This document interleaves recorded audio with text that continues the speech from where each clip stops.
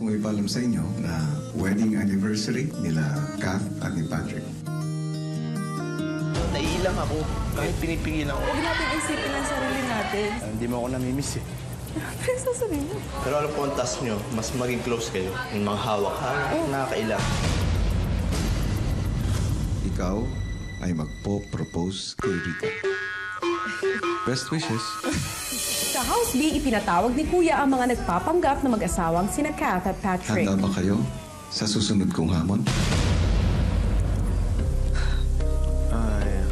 Yes, Kuya.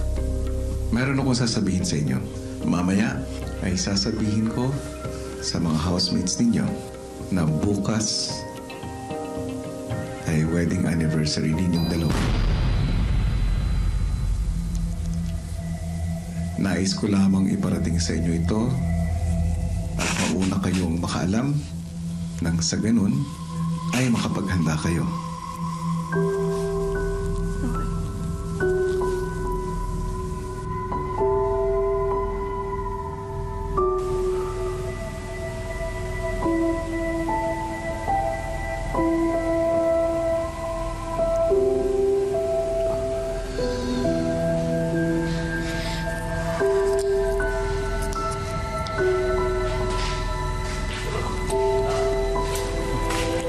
Bakit? Hindi pwede sabihin. Pat. Ayun na. Please.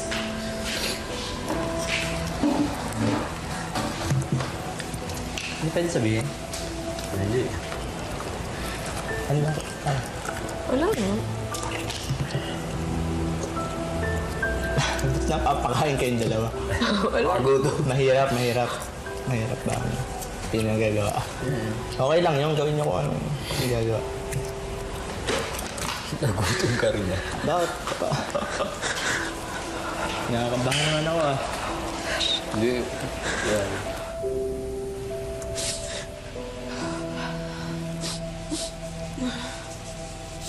Ito ay siguro isang leksyon kay Jameson. Para malaman niya kung ano naramdaman ko dati. Niloko po ako.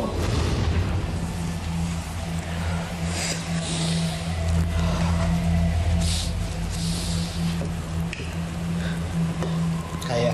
Kaya. Oo naman. Bakit parang ulo? Oo naman. Oo. Pati si Pat. Papaiyak na rin eh. Sobrang kasi emotion. Sino? Ikaw. Hindi ah. Masyadong iyak eh.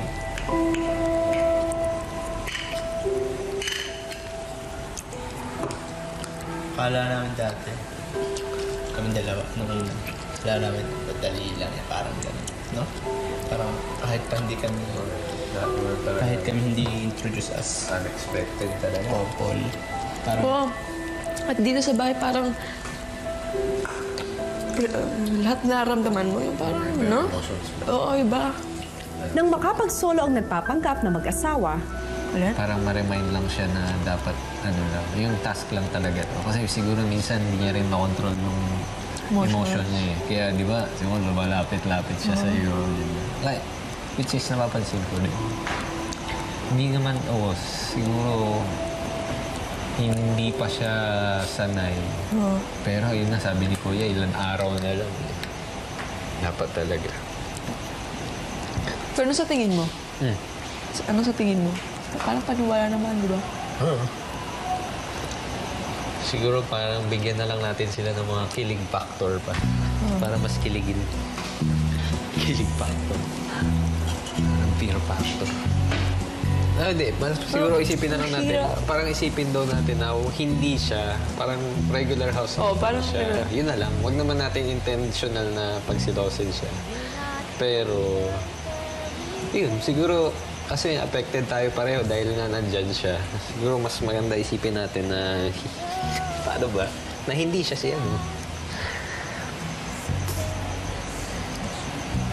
Kaya mo ba yun? Ano? No, kunyari, nawala siya dyan. Nawala si Jameson dito. Kunyari, ordinary housemate lang siya. Kakayan eh. Kaya na. Siguro, parang sobrang ganon dahil na ito nga siya, no? Kaya na. Ilang saglit pa ay nakisali sa kwentuhan ng iba sina Kath at Patrick. Okay lang kayo? Yeah. Bakit? Di ba, pag ano, Sure? kung ako, Are you sure? Parang hindi kayo okay. Bakit? Parang miyakapin. Oy, pinaiyak mo ah. natakot ako. Oo. Kasi gusto niya, kasi iba kayo. Pero ang hirap niyan, ikaw na nag-i-initiate. Kala ko naman, hindi pa siya nag-initiate. Ay, nagawa mo na lahat eh. There's better people out there. If the guy's not giving it time of day, why should That is the word rejected. Hindi na bored. Kasi we're not the one involved. Handang ialay sa iyo buong buhay ko. Maya-maya ay tinatawag din ni Kuya sina Yel, Yuri at Jimson, ang tunay na asawa ni Kath. Bukas ay wedding anniversary nila Kath at ni Patrick. Ay. Okay po. Ano ba ang halaga ng isang wedding anniversary? Dapat po yung araw very romantic na pwede pong i-express through like dinner with candles or dinner with like wine or champagne. Kahit simple lang, okay na. Nais ko Ano pong oras? Hindi naman sasabihin yan, Big Brother. Talaga? Sorry, Kuya. Hindi natin pwede malaman ang oras. Magbibigay lang siya ng hudya. Pwede ba ikaw yung magsasayaw ah? Feeling mo ata ikaw ang magdi-dinner. Kayo na lang ata ni Kahit ako Patria. na lang po mag-waiter. Oh, yun Yeah. That's nice. Mga costume tayo, no? Ay, ano? Nakakakilig, ano? Pagbalik sa garden, agad na sinabihan nila Yel at Yuri ang mga kasama tungkol sa napag-usapan sa confession room.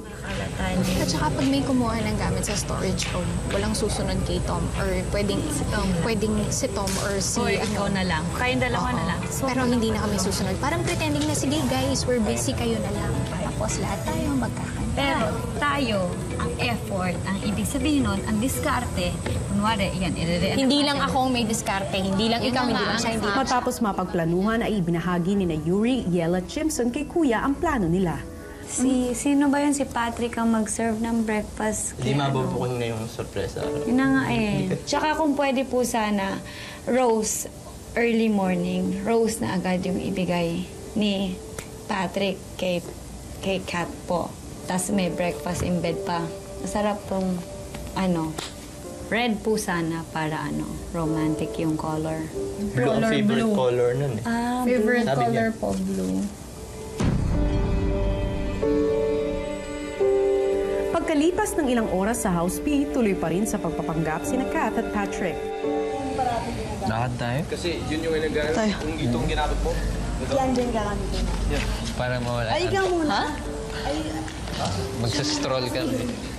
Mamaya kami maglalaban. Okay. Kunwari nasa park kami. Nag-cheat ang lalaki. He, he, he. Swerte nyo naman, no? Mag-asawa kayo nakapasok. Swerte talaga. Swerte talaga, grabe. How did it start ba? Oo nga, Ay, yung beginning talaga, ano ba yan? Hindi kasi ang narinig ko sa kanila. Hindi ako. Nag-debut si Kat. Umuwi siya. Umuwi ako dito. Debo mo? In Laguna. Tapos yun, nakita Born niya. and raised ka sa Spain. Tapos nag-debut ka sa Philippines. Paano mo siya na-meet?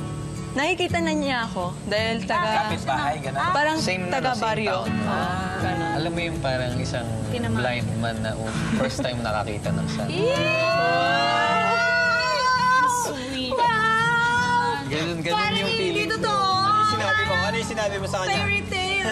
Wala akong masabi. Kaya nung Speechless. Saan mo siya unang dinate? Yun ang gusto ko malaman. Saan ko ba siya unang tinrate? Bonifacio, dun lang sa Rizal. Basta yung mga sikat na fast food. Sa ano? Siyempre cheap lang ako. Okay lang, bakit mo? Basta yung mga ganun. It's that tomorrow. Pero habang nagiging komportable na ang dalawa sa pagpapanggap, ang totoong asawa na si Jimson di na mapakali. Anong feeling ninyo? Mag-asawa kayo dito. Masaya. Kinabukasan. Oo, sobrang iyak. Mababalo. Tagalinis na lang ako na room.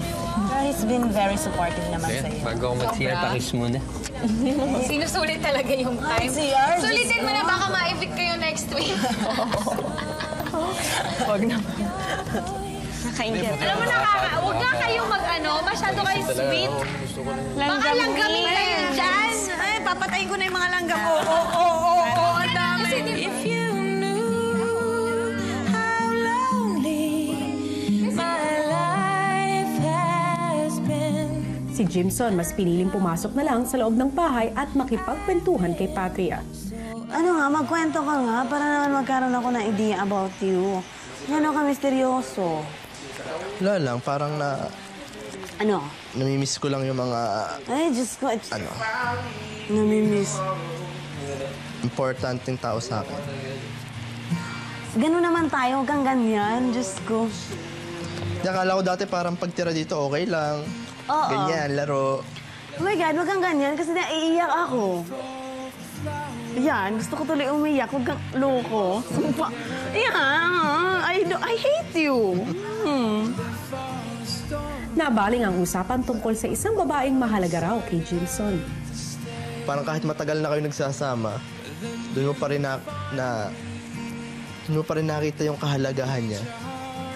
Di ba? Parang ganon. Nagaget mo ako. Nag-gets kita. Di ba mamimiss mo talaga? Kasabay ng paglalim ng gabi, lumalim na rin ang nararamdaman ni Jimson sa pagpapanggap nila ni Kat at Patrick. Sa tingin mo? Okay? Okay.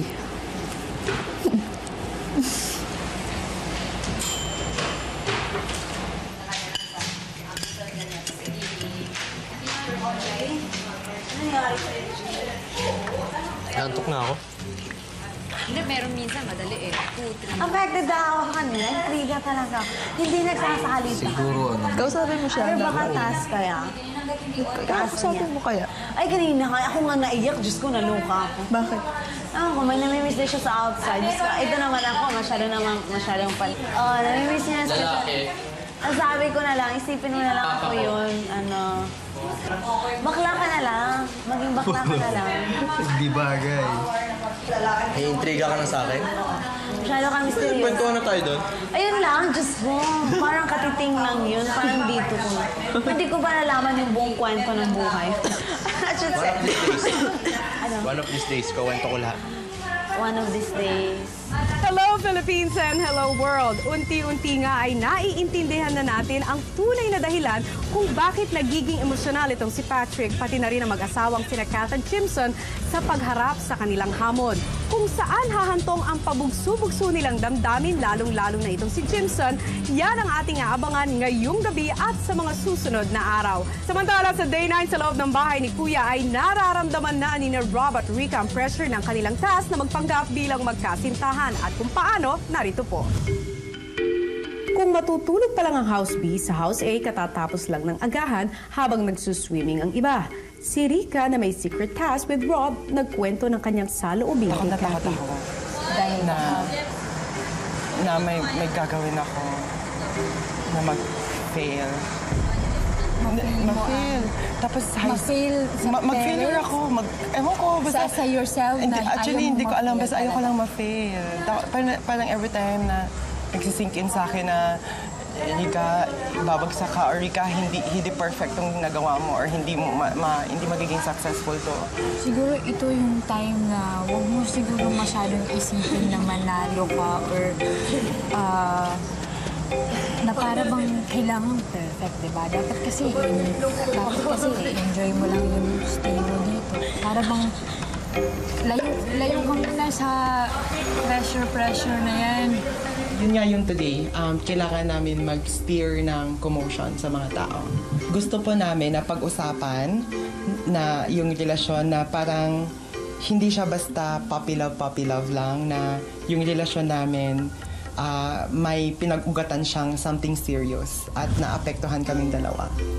May nasasaktang puso sa relasyon. So dapat pag-usapan. Yun yung objective natin today. Dapat. Alam ko problema mo.